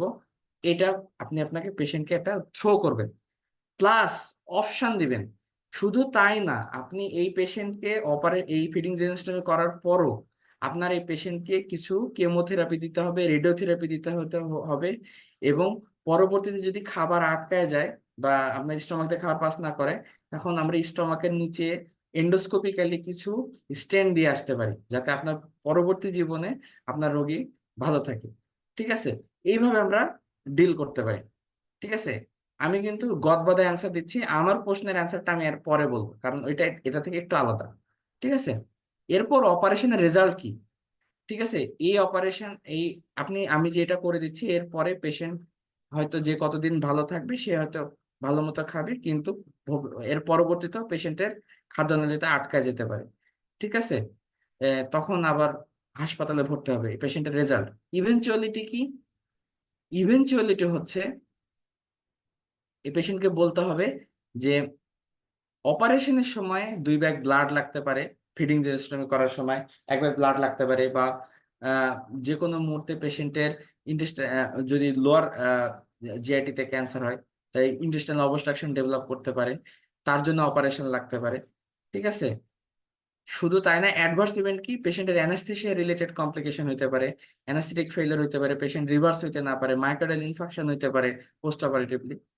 এইগুলো বলার পরে আমরা আমরা যেহেতু প্রতিদিনই আমাদের সেন্টারে এই ধরনের অপারেশন গুলো করি, তাই আমরা আশা করি ইনশাল্লাহ আপনার রোগীটার, যেহেতু অপারেশন মানে যে মেইন অপারেশন সেটা যেহেতু করা যাচ্ছে না, আমরা ভবিষ্যতে আপনার প্যালিয়েটিভ সার্জারির মাধ্যমে রোগীটাকে যতদিন সে বাঁচে তাকে ততদিন আমরা সাপোর্ট দিতে পারবো আশা করি। আপনি কি আমার কথাগুলো বুঝতে পেরেছেন? আপনি এই আপনার আমার কথাগুলো আমরা নোট করে রাখতেছি, ঠিক আছে? এটা একটা রুটিন প্রসিডিওর, এবং নোটের শেষে আমি একটা সিগনেচার করবো এবং আপনি একটা সিগনেচার করবেন। সিগনেচার করার একটা অভিনয় করতে হবে। সিগনেচার করার পরে আপনাকে অসংখ্য ধন্যবাদ আমাদের সময় দেওয়ার জন্য। রোগীকেই বলতে হবে আপনাকে অনেক ধন্যবাদ আমাদের সময় দেওয়ার জন্য, এটা বলে আপনার প্রসিডিউর শেষ করতে হবে। তো এটা যদি আপনি কাউন্সেলিং কি বাংলায় হবে ভাই? না ভাই, বাংলায়ও হইতে পারে, ইংরেজিতেও হইতে পারে। ইভেন এমনও হয় যে আপনি ইংলিশে শুরু করছেন, অর্ধেক বলার পরে আপনাকে বলতেছে আপনি এবার বাংলায় বলেন তো স্যার, আপনার কথা কিছু বুঝতে পারতেছেন ইংলিশের কথাবার্তা। স্যার এরকমও করে, ঠিক আছে? আপনাকে দুই ধরনের প্র্যাকটিস করতে হবে। আমি যেহেতু আপনাদের প্রথম এটা একটা টাচ, ওই জন্য আমি বাংলায় বুঝাই বললাম যে আসলে জিনিসগুলো এরকম হয়, ঠিক আছে?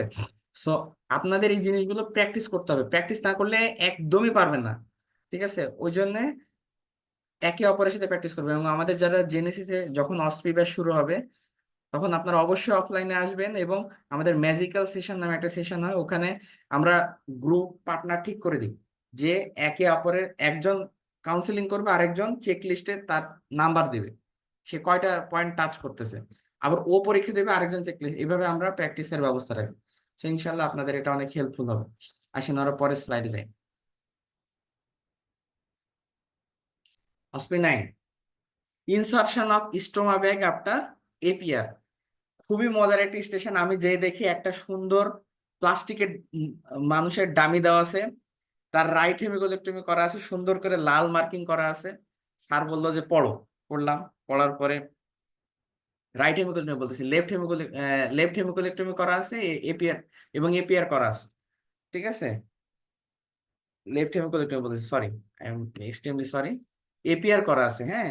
তার হচ্ছে লেফট লেফট সাইডে যে ডিসেন্ডিং কোলনটা, সেটা স্টোমা প্রাইম পার্মানেন্ট স্টোমা করে দেওয়া আছে। তো এইরকম তিনটা জিনিস দেওয়া আছে।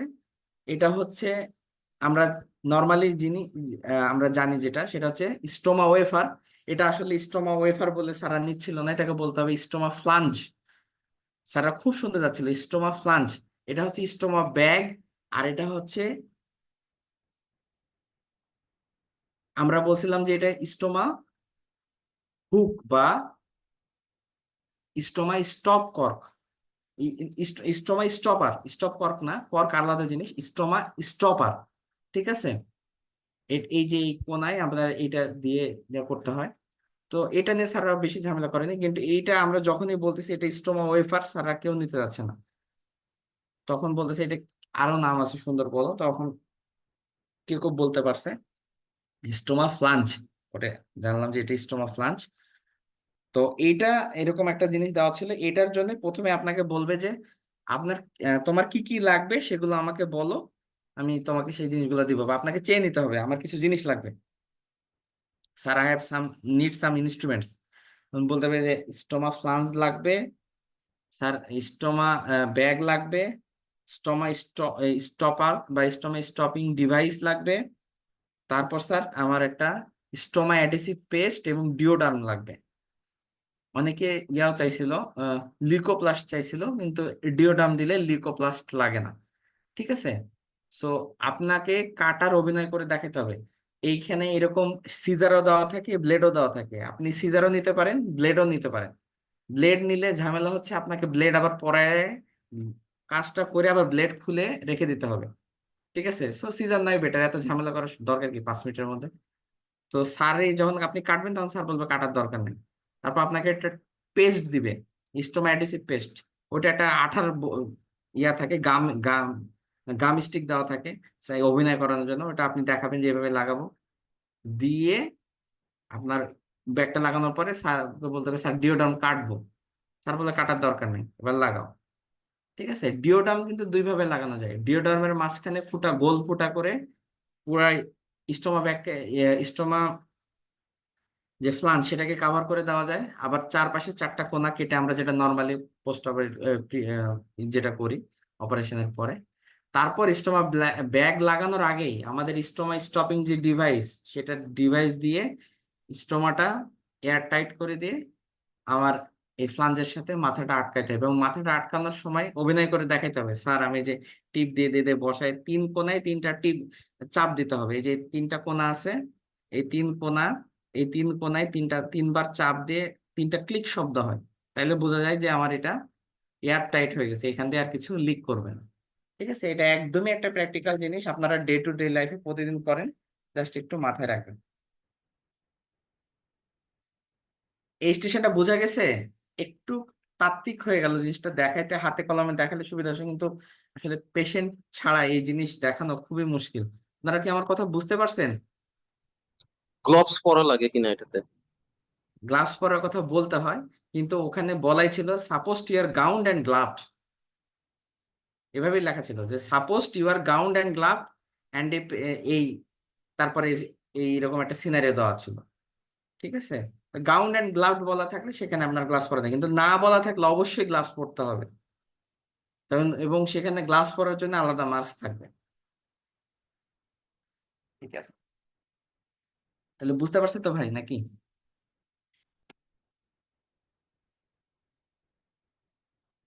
বোঝা গেছে? আপনাদের যদি কোনো কোশ্চিন থাকে এই স্টেশন বা আগের স্টেশনের ব্যাপারে বলতে পারেন।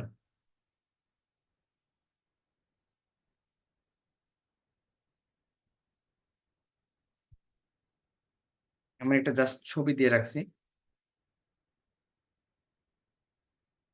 আচ্ছা, এই স্টেশন শেষেই স্যাররা আপনাকে কাজ করতে করতেই কয়েকটা কোশ্চেন জিজ্ঞাসা করবে। স্টোমার কমপ্লিকেশন কি, এই জিনিসগুলো কেউ কি কোনোটাই নিচ্ছে না স্যাররা। স্কিন ইরিটেশন, প্রোলাপস, মানে স্টেনোসিস, প্রোলাপস রিট্রাকশন, প্রথমে বলবেন প্যারাস্টোমাল হার্নিয়া হয়। স্যাররা বলবে যে এগুলো তো আমরা জানি, আসলে যেই কমপ্লিকেশনের জন্য তোমার কাছে আবার ব্যাক করবে, এভাবেই বলতেছে, যেই স্টোমার কমপ্লিকেশনের জন্য তোমার কাছে আবার ব্যাক করবে ওইটা কি, প্যারাস্টোমাল হার্নিয়া। ঠিক আছে, নির্দিষ্ট দিনের আগেই ব্যাক করবে স্টোমা রিভার্সালের জন্য, এটা হচ্ছে প্যারাস্টোমাল হার্নিয়া। আমরা ওয়ার্ডে তাই তো দেখি, যে ফুলে গেছে তখন সে রোগী চলে আসছে, স্যার আর পারতেছি না, এখন আপনি তাড়াতাড়ি অপারেশন করে দেন। এবং আপনারা প্যারাস্টোমাল হার্নিয়ার ম্যানেজমেন্টও শিখে রাখবেন। ঠিক আছে, যখন পড়বেন প্যারাস্টোমাল হার্নিয়ার ম্যানেজমেন্ট আছে, কিন্তু এটা আমি বলে রাখি, এটা আছে খুব ভালো করে দেওয়া আছে জিসি পালের শর্ট কেস বইয়ের, যে শর্ট কেসটা প্যারাস্টোমাল হার্নিয়া, ওইটার ম্যানেজমেন্টের ওখানে দেওয়া আছে।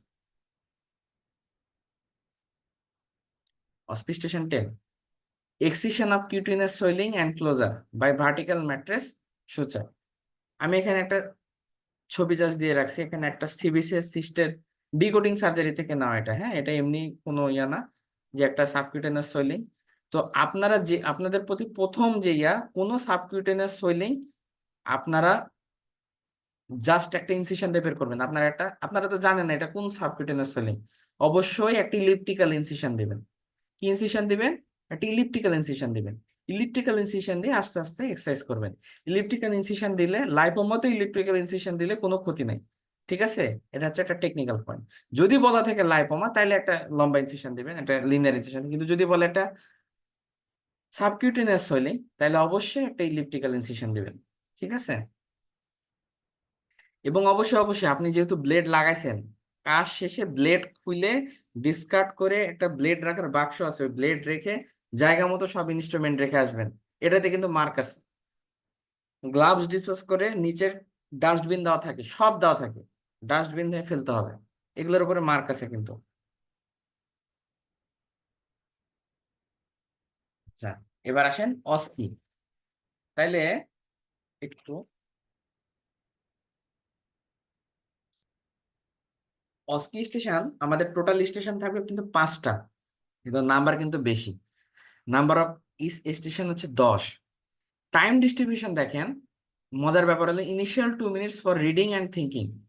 এইরকম যে আপনাদের অস্কির যে রুমটা হবে, সেটা হচ্ছে অনেকটা স্টলের মতো হবে, অনেকগুলো ছোট ছোট স্টল সাজানো থাকবে। এই স্টল গুলোর তে সামনে একটা টেবিল দেওয়া থাকবে, টেবিলে আপনার একটা কোশ্চেন লাগানো থাকবে। আপনার প্রথমে কাজ হবে, স্যাররা বলার সাথে সাথে স্যাররা বলবে যে তুমি কোশ্চেনটা পড়ো। 2 মিনিট সময় থাকবে সেই কোশ্চেনটা পড়ার জন্য। আপনি সুন্দর করে পড়বেন এবং থিঙ্ক করে নেবেন যে আপনি কি কি করতে চাচ্ছেন। তারপর 8 মিনিট ধরে আপনি পারফর্ম করবেন, এবং পারফর্মের মধ্যে মধ্যে স্যার আপনাকে কোশ্চেন করবেন। এই টোটাল 10 মিনিট। ঠিক আছে, এই 2 মিনিটের মধ্যে, প্রথম 2 মিনিটের মধ্যে কিন্তু পেশেন্ট দেখার কোনো সুযোগ নেই, খালি সিনারিও পড়ার সুযোগ পাবেন। এখন আসেন কি কি অস্কি আসে।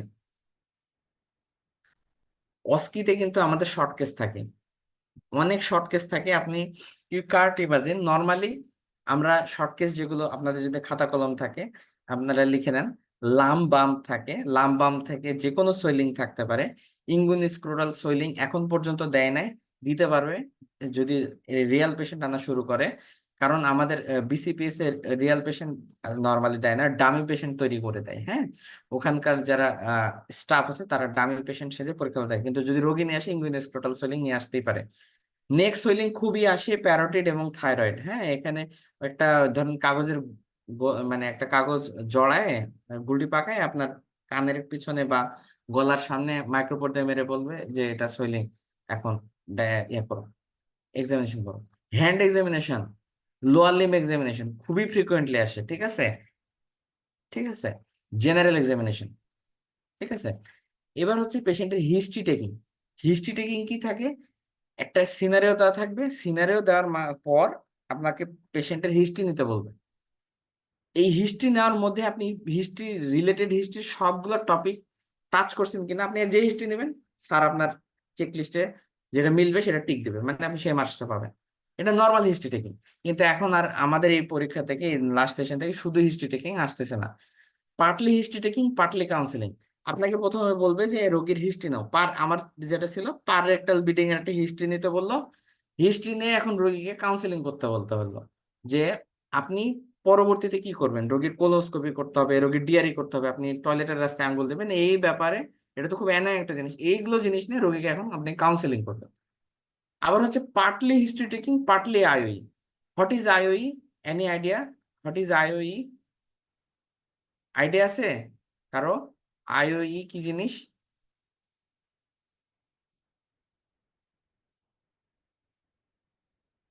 আইওইতে কি? Interactive oral examination. Yes, interactive oral examination. পরীক্ষা কিভাবে হয় আপনার আইডিয়া আছে কোনো ভাইয়া? না ভাইয়া, আইডিয়া নাই। আচ্ছা, এইটা হচ্ছে খুবই মজার ব্যাপার। আমাদের এফসিপিএসসি কিন্তু কোনো ভাইবা নাই, এটা জানেন তো?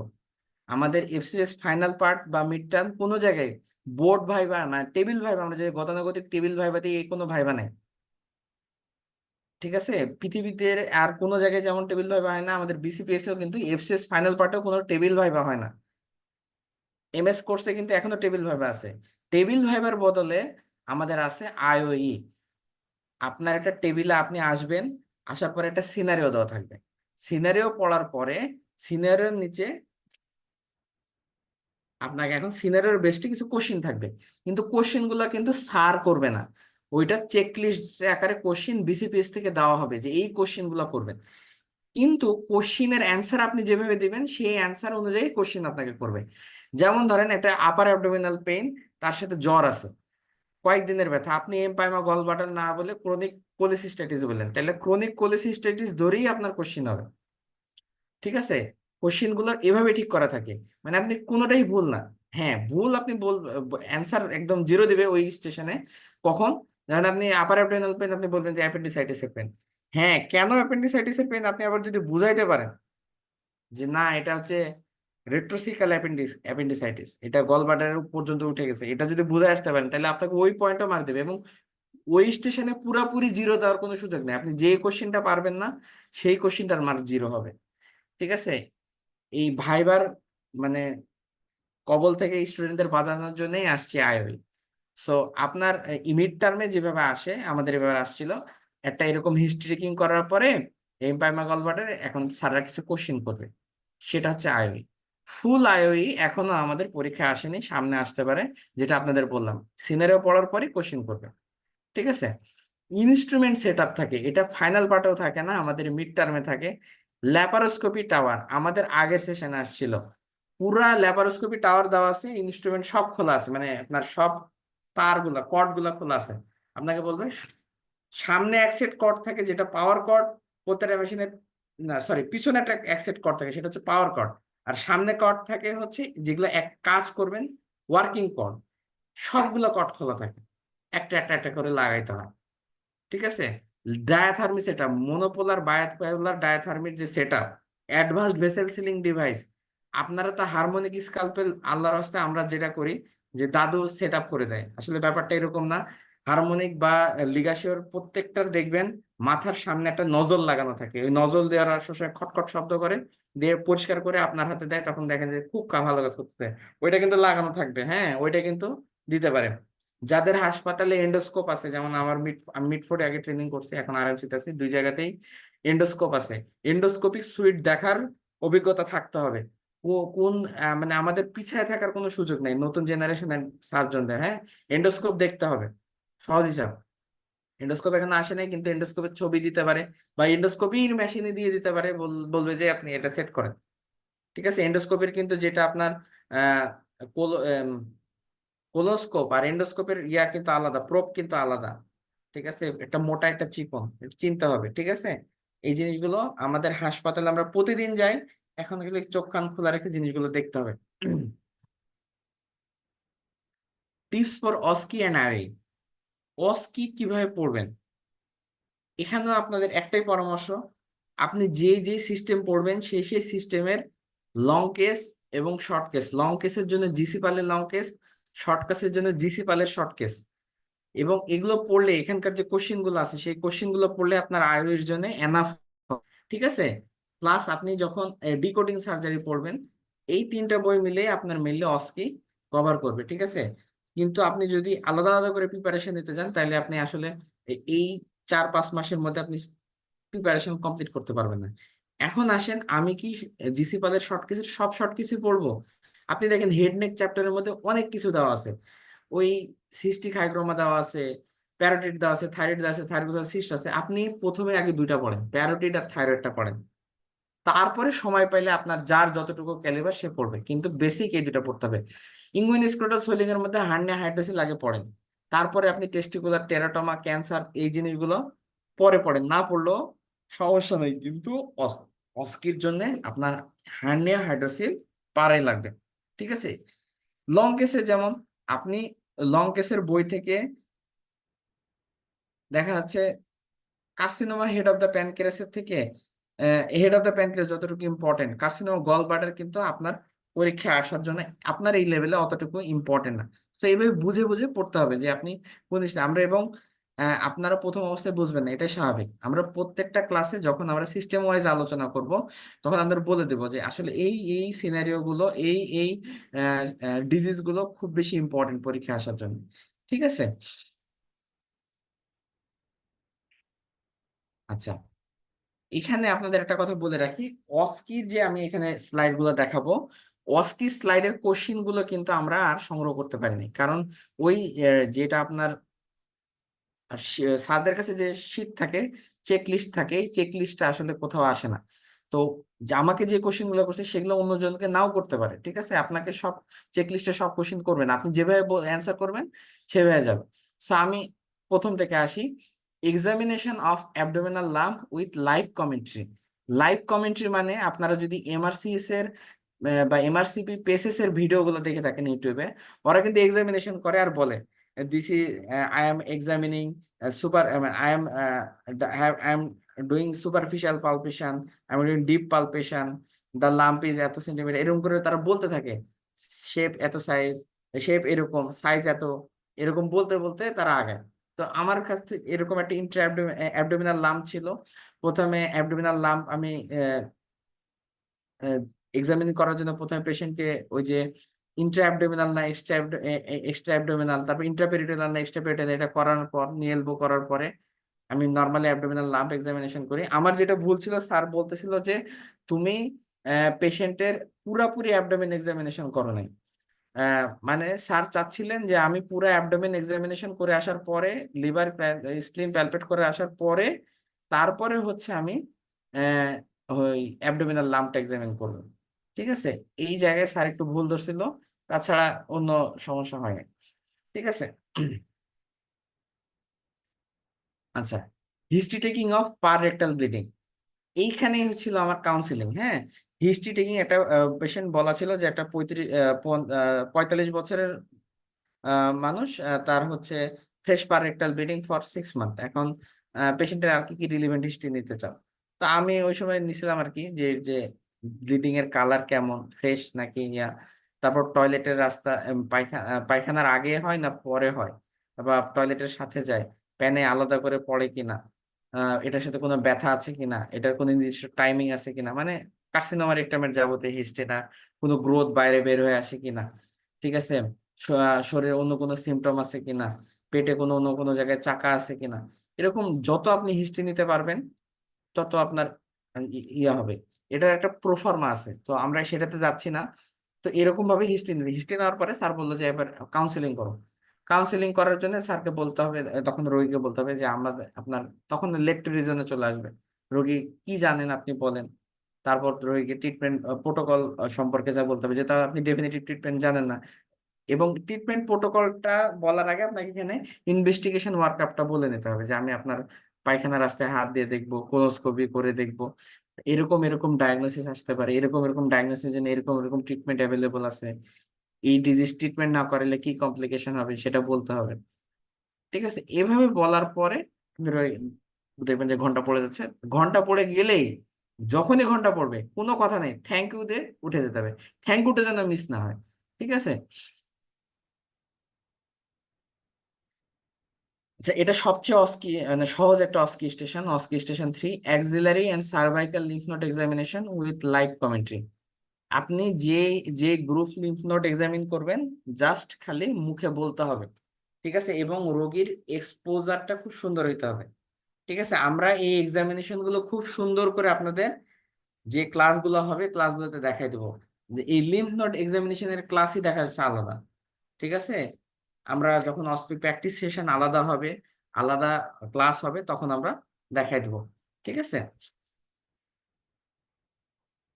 এবার আসেন অস্কি 4 আইওই, পেশেন্ট উইথ হাইপোথাইরয়েডিজম। এটা সবচেয়ে কঠিন স্টেশন ছিল। একজন ম্যাডাম বসেছিলেন, উনি হচ্ছে রোগী সেজে বসেছিলেন, একজন স্যার হচ্ছে এক্সামিনার হিসেবে ছিলেন। তো patient with hypothyroidism taking Thyrox presented with palpitation, take necessary history and face the question of the observer. আপনি বলেন তো, এই যে হাইপোথাইরয়েডিজমের পেশেন্টের থাইরক্সের খায় আবার প্যালপিটেশন হচ্ছে, কি প্রবলেম এটা বলেন তো, কেউ বলতে পারেন? হাইপারথাইরয়েডিজম হয়েছে, ডোজ বেশি হয়ে গেছে, ডোজ বেশি হয়ে গেছে। ডোজ বেশি হয়ে গেছে। তো এটা তো এত সুন্দর করে লেখা ছিল না, ওখানে হচ্ছে আপনার হিস্ট্রি আকারে লেখা ছিল। হ্যাঁ, আমি আপনাদের গুছাই দিছি আর কি, এরকম ইয়া করে, ওরকম ওখানে তো সিনারিও আকারে দেওয়া ছিল। ম্যাডামকে তো অনেক, মানে যিনি রোগী ছিলেন ম্যাডাম হিসেবে, ম্যাডাম যিনি রোগী হিসেবে ছিলেন আর কি, অনেক কোশ্চেন জিজ্ঞাসা করলাম, সব ইভেন পিরিয়ড মেনস্ট্রুয়াল হিস্ট্রিও দিচ্ছি, সবই তো হাইপারথাইরয়েডিজমের মতো দিচ্ছি। এখন স্যার বলতেছে তোমার কি মনে হয়, তো আমি হুট করে তখন ব্ল্যাঙ্ক হয়ে গেছে, আসলে অ্যান্সারটা কি দিব।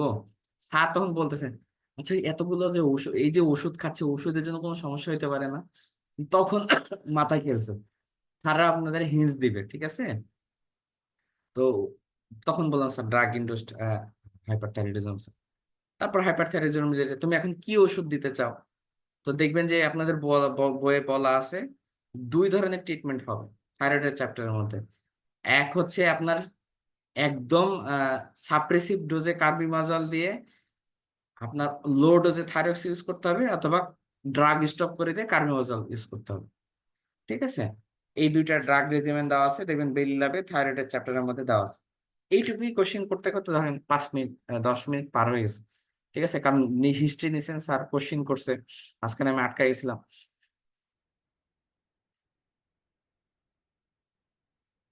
অস্কি 5 লাস্ট আইওই স্টেশন, এটা patient with recurrent cholecystitis presented with high grade fever and positive Murphy's sign, is the examiner. এটা তো দেখি বোঝা যাচ্ছে এটা একটা এমপাইমা গলব্লাডার সাইন, কারণ পেশেন্টের হাই গ্রেড ফিভার আছে, তার মানে সেখানে কিছু সাপুরেশন হয়েছে, তার মানে এমপাইমা গলব্লাডার হয়েছে। স্যার বললো এখন কি করবা?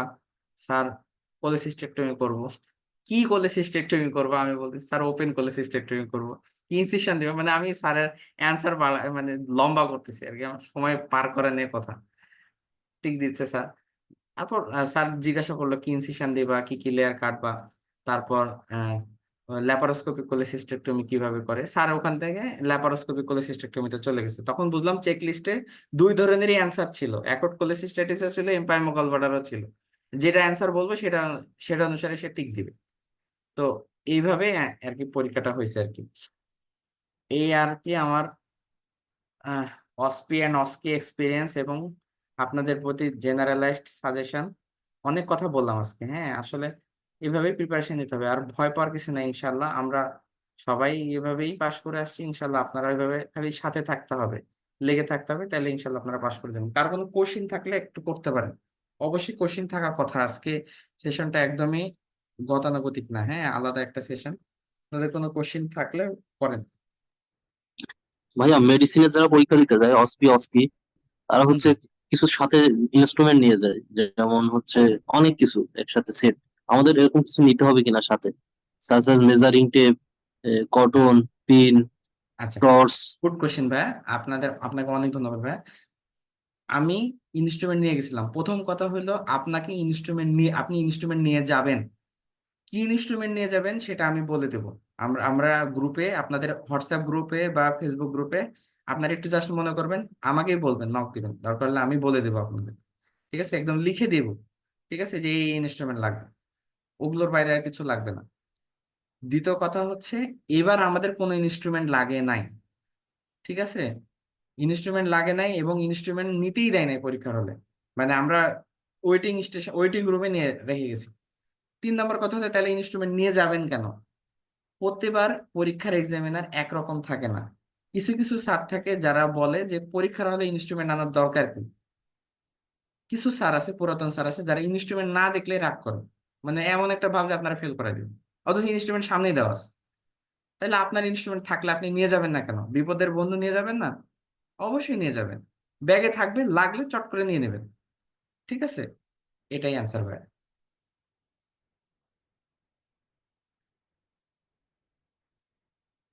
আর কোনো প্রশ্ন প্রশ্ন কারো?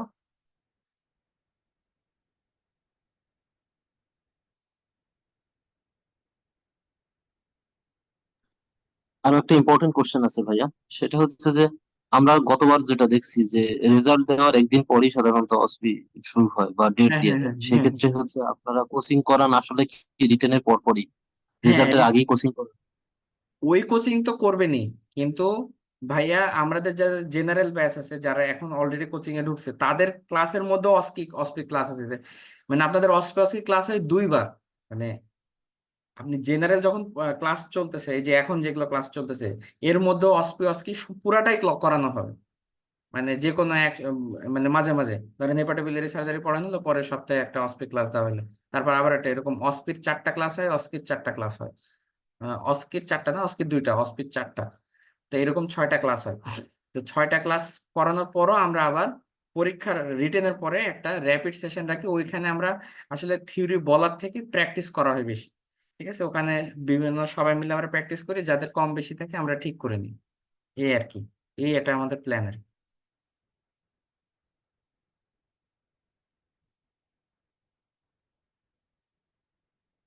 আর কারো কোশ্চিন?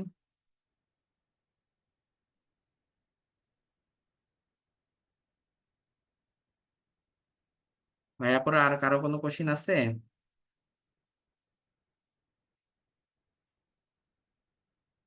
পড়া রিলেটেড, শুধু অস্কি না, পড়াশোনা রিলেটেড কোশ্চিনও জিজ্ঞাসা করতে পারেন। ইমেজিং গুলার জন্য কি আমাদের আলাদা কোনো ক্লাস হবে? লাইক হ্যাঁ, হ্যাঁ, ইমেজিং এর ক্লাস আলাদা হবে।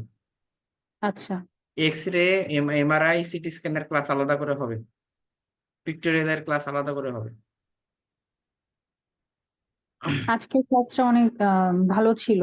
মানে থিওরি গুলা তো আসলে একটা গাইডলাইন পাইলেই মানে পারা যায়, নিজেরা পড়ে নেওয়া যায়, বাট এই যে এক্সপেরিয়েন্সটা, বাট আবার কোয়েশ্চেন গুলা কেমন হয়, কোয়েশ্চেন প্যাটার্ন গুলা ডিসকাস করা, এইটাই আমাদের জি, জন্য জি, মনে হয় সবচেয়ে বেশি দরকার। জি, জি, আসলে এই লেভেলে আসলে তো আসলে পড়ানোর কিছু নাই, আমরা এক নলেজ শেয়ার করলে আসলে সামনে আগে যেতে পারবো, এটাই আসলে আর কি।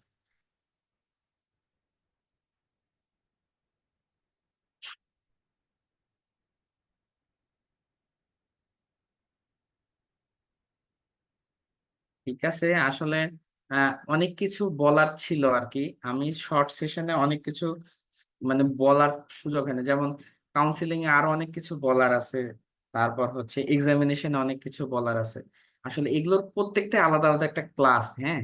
মানে আপনি একটা যদি হ্যান্ড এক্সামিনেশন দেখে, আপনাকে 2 ঘন্টা দেখে হ্যান্ড এক্সামিনেশন দেখাতে হবে, 10 মিনিটের এক্সামিনেশন প্র্যাকটিস করানোর জন্য আপনাকে 1 ঘন্টা আগে হ্যান্ড এক্সামিনেশন দেখাইলে আপনি বুঝতে পারবেন। তো এটা হচ্ছে একটা জাস্ট একটা ওভারভিউ, আপনারা আসলে জানেন কি পড়তে হবে আর কি পড়তে হবে না, এটাও জানেন। ঠিক আছে, সো এই জিনিসটা জানার জন্য আসলে এই ধরনের একটা সেশন আপনাদের জন্য অ্যারেঞ্জ করা হয়েছিল। আপনাদের কোশ্চিন থাকলে অবশ্যই কোশ্চিন হবে। আপনারা কেবল পড়াশোনা শুরু করছেন হয়তো, ওই জন্য অ্যারেঞ্জ করতে, যখন পড়াশোনার মাঝখানে আসবেন খালি প্রশ্ন মাথায় গিজ গিজ করবে, এটা পাচ্ছি না কেন, এটা পাচ্ছি না কেন। অবশ্যই আমাদের তখন স্মরণ করবেন, ইনশাল্লাহ আপনাদের পাশে আমরা থাকার চেষ্টা করব। আজকে আর যদি কারো প্রশ্ন না থেকে থাকে, আমরা এখানে শেষ করে দিতে চাচ্ছি। আপনারা যদি অনুমতি দেন আমরা শেষ করে দেবো।